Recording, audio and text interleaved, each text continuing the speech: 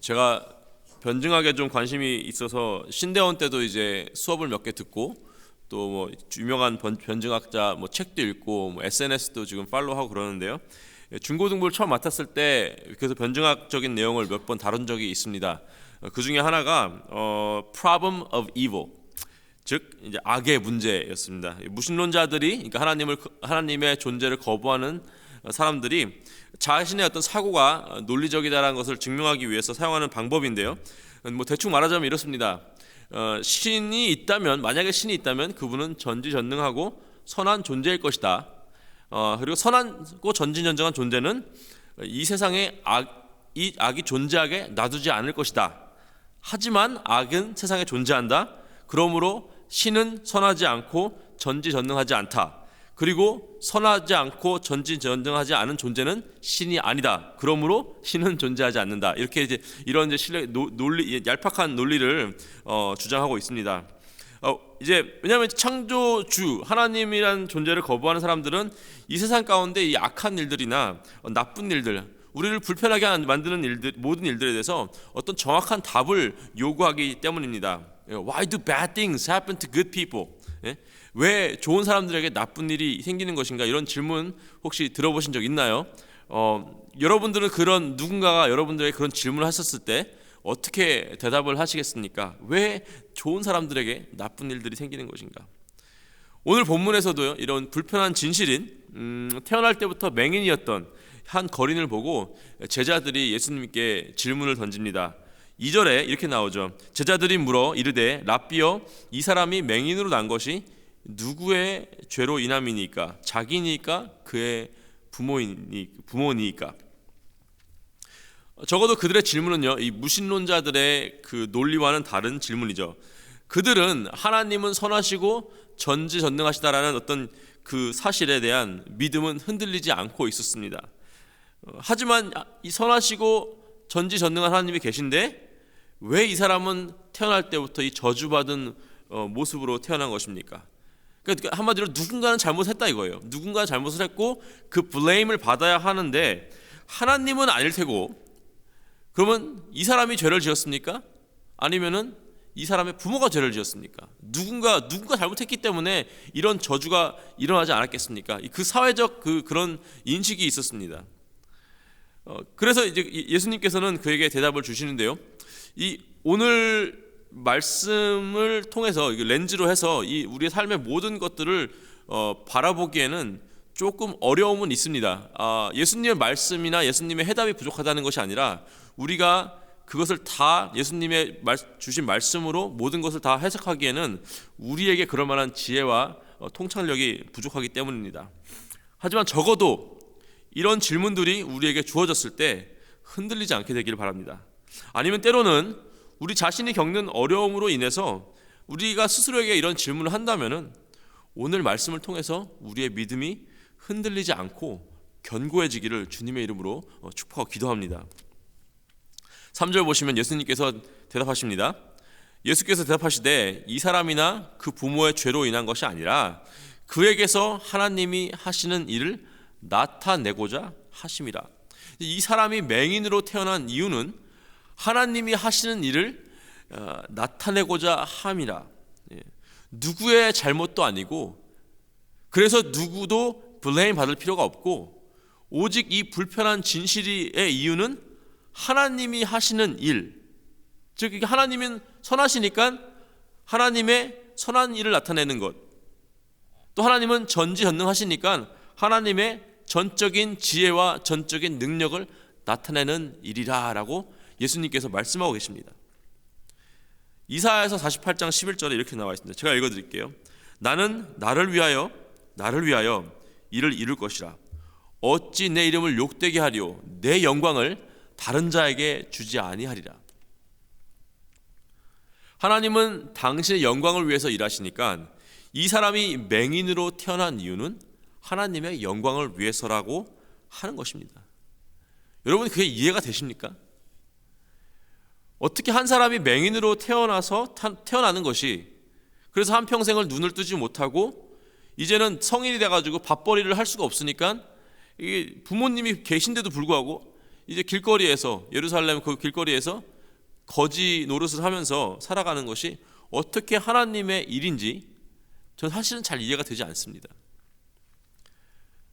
하지만 여러분, 이해되는 것이 중요합니까?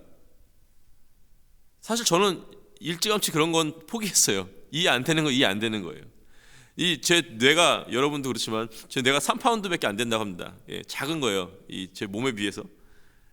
도대체 제 작은 뇌로는 감당할 수 없는 일들이, 이해할 수 없는 일들이 세상에 너무나 많이 있습니다.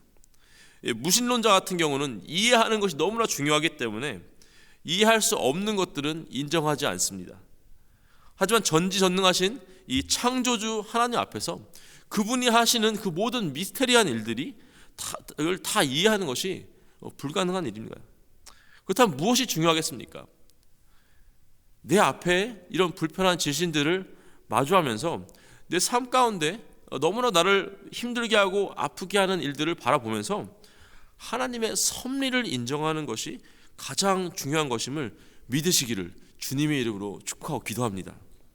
하나님의 섭리 가운데 거하는 저 여러분은 우리가 이해할 수 없는 상황일지라도 하나님은 반드시 그분의 선하심과 그분의 전지전능하심을 나타내실 것이고, 그로 인해서 주님께서 반드시 영광을 받으신다는 사실을 그 믿으시는 흔들리지 않는 믿음 가지시기를 주님의 이름으로 축복하고 기도합니다. 어느 날 저의 친구이자 직장 동료였던 한 형제와 함께 예전에 직장 생활할 때 출장을 간 적이 있습니다. 신앙이 아주 좋은 친구였어요. 그래서 함께 근무하면서 많은 이제 믿음에 대해서 얘기를 하고, 교회 사역에 대해서, 우리 평신도였을 때 교회 사역에 대해서 이렇게 대화를 많이 했습니다. 근데 어느 날 그 친구에게 진짜 감당할 수 없을 만한 엄청난 인생의 시련이 닥쳐왔습니다. 개인적인 일이기 때문에 제가 뭐 여기서 말할 수는 없고, 그런데 그 소식을 듣는 순간, 같이 출장 중이었는데 그 친구가 운전을 하다가 운전을 멈추고 잡고 있던 운전대를 막 손에 진짜 피와 멍이 날 정도로 막 치면서 오열을 하는 거예요. 깜짝 놀랐죠, 저는.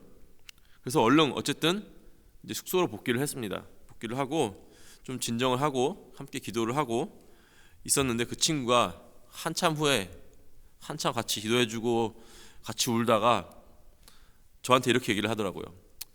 내가 왜 이런 일이 일어났는지 이해할 수는 없지만 이 일로 인해서 하나님께서 영광을 받으신다면 난 받아들이겠다 라는 말을 했습니다. 실제로 좀 시간은 걸렸지만 그 일이 정말 아름답게 잘 해결되었고, 그 일로 인해서 그 친구와 또 그 가정이 하나님께 또 귀하게 쓰임받게 되었습니다.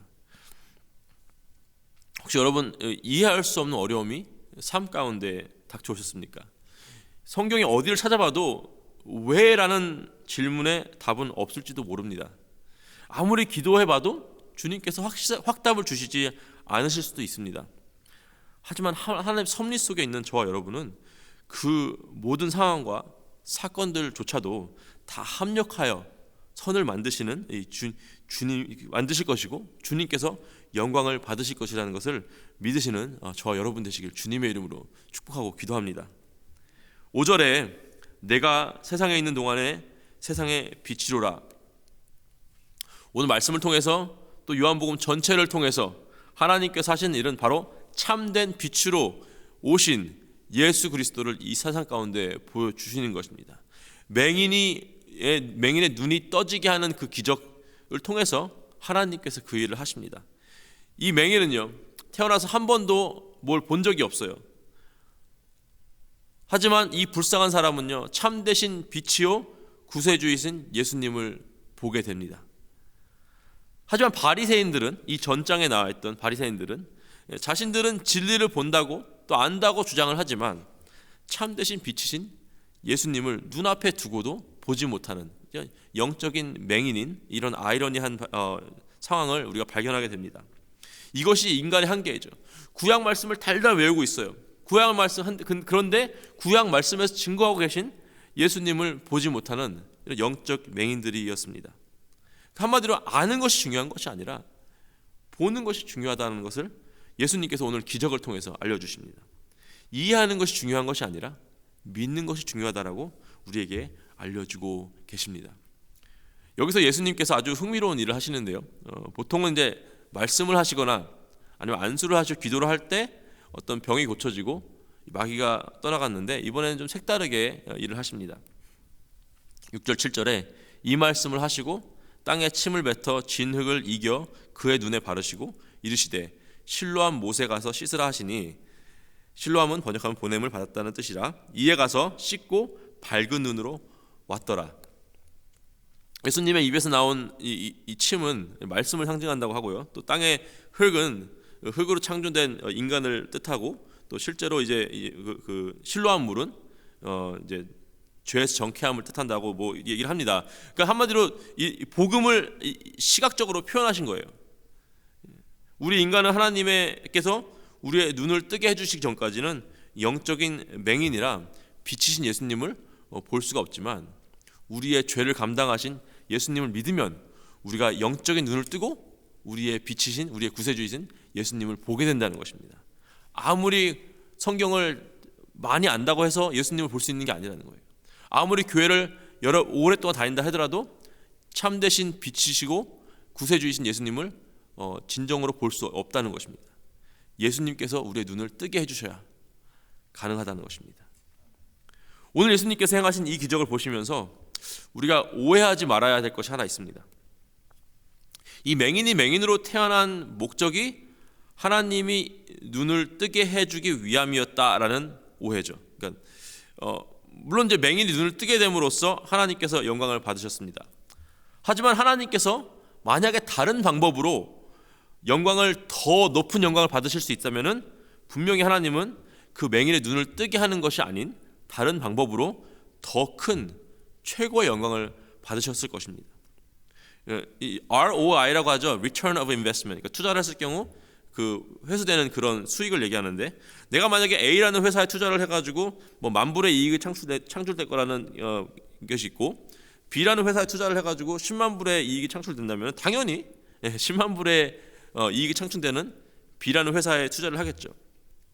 하나님께서는 그의 선하심과 전지전능하심을 통틀어서 그 맹인이 그 순간 예수님과 제자들의 눈에 들어오는 곳에 앉아 있었고, 또 어쨌든 눈이 보이지 않았으니까 더듬더듬해서 실로암의 목까지 갈 수 있을 정도의 거리에 있게 했고, 또 이미 수많은 예수님을 보면서 메시아로 보지 못했던 영적 맹인들과의 어떤 만남 이후에 어떤 최고의 타이밍과 최고의 장소에서 그 맹인의 눈을 뜨게 하심으로 예수님이 이 세상에 참된 빛이라는 사실을 가르쳐 주시면서 하나님의 영광을 드러내셨습니다.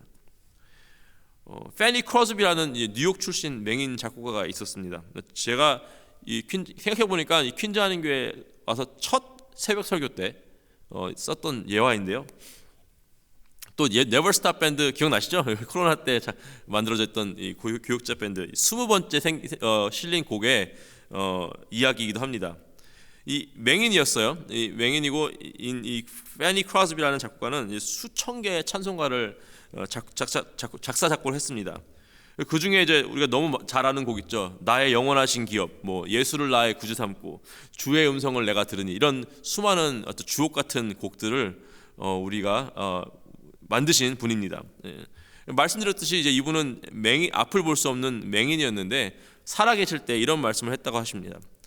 If I had a choice, I would still choose to remain blind. For when I die, the first face I will ever see will be the face of my blessed Savior. 한국말로는 만약 나에게 선택이 주어져도 나는 여전히 앞을 못 보는 것을 선택할 것이다. 왜냐하면은 이 땅의 삶을 마치고 내가 처음 보게 되는 얼굴이 나의 복되신 구세주일 것이기 때문이다. 하나님은요, 1세기 때 예루살렘에서 한 맹인의 눈을 뜨게 하심으로 가장 높은 영광을 받으셨습니다. 1800년 후에 19세기 때 뉴욕의 한 맹인이 평생 앞을 보지 못하게 하심으로 가장 큰 영광을 받으셨습니다. 예루살렘의 맹인은 눈을 뜨게 됨으로 빛 대신 예수님을 보았고요. 이 페니 크로스비는 평생 눈을 감고 있었고 그 칠흑 같은 어둠 속에 있으면서 빛 대신 예수님을 보았습니다. 중요한 포인트는요, 맹인이 눈을 뜨는 것이 아닙니다. 중요한 포인트는 맹인이 눈을 뜨게 됨으로 예수님이 구세주이심을 보게 된 거고 세상이 알게 된 것입니다. 하지만 맹인이 눈이 반드시 떠져야만 하나님께서 영광을 받으시는 것이 아니라는 것입니다. 여러분 삶 가운데 너무나도 어려워서 혹시 우리를 좌절하게 만드는 일이 있습니까? 이해가 되지 않고 또 그렇다고 하나님의 선하심과 전지전능하심을 의심하기 싫어서 혼란스럽고 마음이 어려우십니까? 그 모든 상황 가운데 하나님의 섭리를 전적으로 믿고 의지하시기를 간절히 기도하고 또 소망합니다. 저와 여러분은요, 바리새인들과 같이 정말 3파운드 되지 않은 자신의 두뇌를 너무 의지한 채 우리의 눈을 버젓이 뜨고도 빛이신 예수님을 보지 못하는 영적 맹인 같은 사람이 한 명도 없기를 주님의 이름으로 축복하고 기도합니다. 아무리 어렵고 힘든 일이 있다 해도 주님의 선하심과 전지전능하심으로 우리의 삶 가운데 가장 높은 영광을 받으실 주님을 믿고 또 의지하고 또 찬양하시는 우리의 영적 눈이 띄어져서 참된 빛이신 예수님을 바라보시는 저와 여러분 되시기를 주님의 이름으로 축복하고 기도합니다. 함께 기도하시겠습니다. 하나님 감사합니다. 2000년 전 예루살렘에서는 어떤 거린의 삶을 살던 맹인의 눈이 띄어지게 됐습니다. 그 사건을 통해서 참된 빛으로 오신 예수님을 보게 됩니다. 혹시 오늘도 우리를 힘들게 하고 아프게 하는 일들을 바라보면서 바리새인들처럼 영적 맹인으로 그 상황을 바라보지 않기를 기도합니다. 우리의 눈을 뜨게 하여 주시옵소서. 하나님의 섭리를 인정하게 하여 주시옵소서. 주님께서 그 일을 통해서 가장 높은 영광을 받으신다는 것을 깨닫게 하여 주시옵소서. 하나님의 섭리 가운데 거하며 주의 선하심과 전지전능하심을 보기를 원합니다. 흔들리지 않는 믿음을 우리에게 허락하여 주시옵소서. 삶이 너무나도 어려워서 좌절하게 만들거나 하나님의 선하심과 전지전능하심을 의심하지 않도록 우리의 믿음을 보호하여 주시고 그 모든 상황 가운데 하나님의 섭리를 전적으로 믿고 의지하기를 간절히 기도하고 소망합니다. 우리의 능력과 우리의 지혜를 의지하는 것이 아니라 주의 선하심과 전지전능하심을 의지하고 믿게 하여 주시옵소서. 감사드리며 우리 주 예수 그리스도의 이름으로 기도했습니다. 아멘.